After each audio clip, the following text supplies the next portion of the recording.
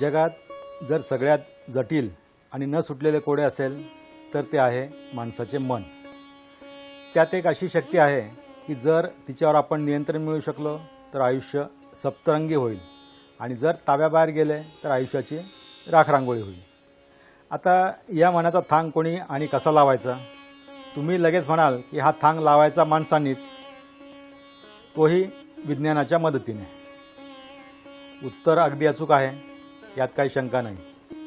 विज्ञानाने हे शोधले आहे की माणसासारखा बुद्धिमान प्राणीसुद्धा आपल्या बुद्धीचा अतिशय छोटासा भागच वापरू शकतो. अगदी जगातल्या सर्वात यशस्वी, श्रीमंत, हुशार किंवा सृजनशील व्यक्तीसुद्धा आपल्या बुद्धीचा 2-3% वापर करू शकतात. जसे रामानुजन, विवेकानंद, स्टीव्ह जॉब्स, लता मंगेशकर सर्वजण इथवर येऊ शकत नाहीत.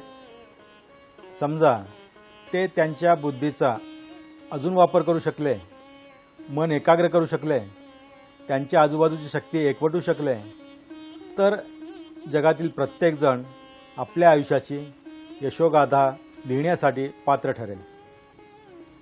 पण असे होत नाही आहे, कारण विज्ञानाकडे अजून तरी ती क्षमता नाही की ते माणसाच्या मनाला गवसणी घालू शकेल. पण असे कोण म्हणाले की माणसाची झेप आजच्या युगातील विज्ञानापर्यंतच आहे म्हणून?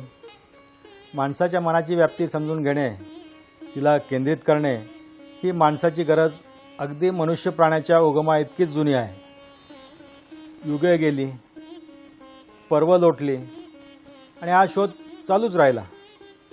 आणि या गरजेतून आणि शोधातून निर्माण झाले अध्यात्म.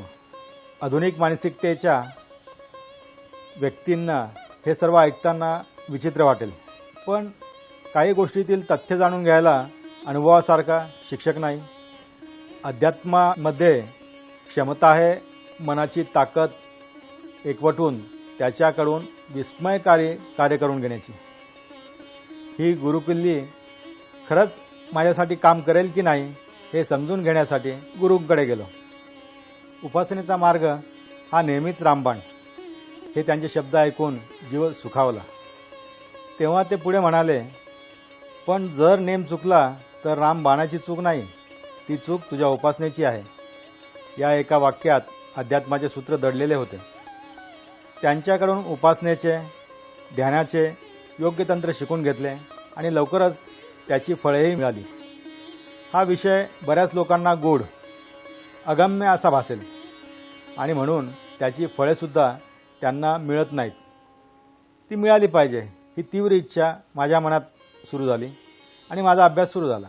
प्राचीन भारतीय साहित्यात असंख्य ग्रंथ आहेत.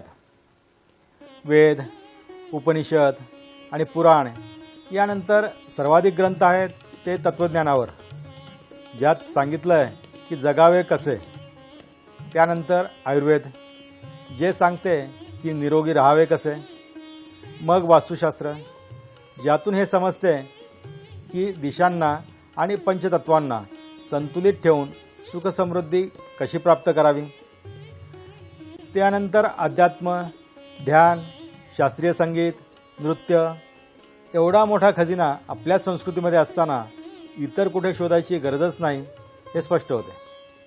मग सुरू झाले ग्रंथाचे वाचन, त्यांचे रसग्रहण, त्यांच्यावर चिंतन आणि त्यानुसार आचार. एक आंतरिक इच्छा उफाळून आली की या शुभज्ञानाचा प्रचार आणि प्रसार करावा आणि माझ्या अभ्यासाला वेगही आला आणि सातत्यही. या अभ्यासाकडे मी शास्त्रीय दृष्टिकोनातून पाहत होतो. जसे इंजिनियर होण्यासाठी मी BE इलेक्ट्रॉनिक्स ही पदवी घेतली होती, तसेच या शास्त्रामध्ये का नाही. कल्पना चांगली होती आणि आजच्या तर्कशुद्ध विचारसरणीला धरून होती. मी काही काळातच ज्योतिषशास्त्रात BA आणि वास्तुशास्त्रात डिप्लोमा या पदव्या मिळवल्या. जे शिकत होतो ते एक शाश्वत शास्त्र आहे असा दुजोरा मला या पदव्यांद्वारे मिळत होता.